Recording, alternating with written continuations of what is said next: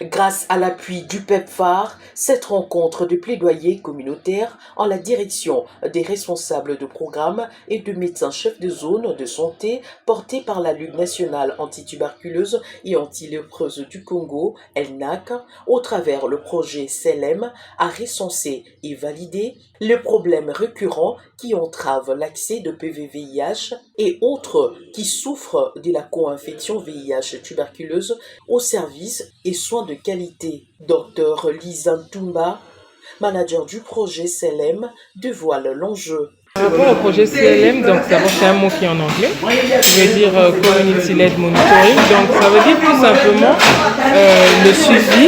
le suivi qui est réalisé par les acteurs communautaires, le suivi des soins et traitements qui sont offerts au PVV, puisque nous sommes dans le cadre du VIH, mais qui est fait par la communauté. C'est juste une surveillance communautaire pour nous permettre d'améliorer la qualité des soins qui sont offerts au PVV, parce qu'on veut que les soins qui sont offerts au PVV soient des soins de qualité. Islaine Mabelwanga, directrice nationale de la LNAC, s'en félicite et croit à l'aboutissement heureux de l'initiative.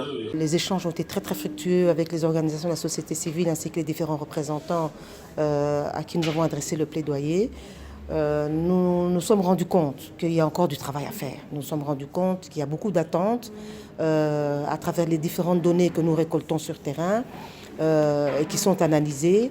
Maintenant, nous devons passer à la vitesse supérieure pour savoir exactement, une fois après l'interprétation de ces données, qu'est-ce que nous devons faire, à qui incombent les différentes responsabilités.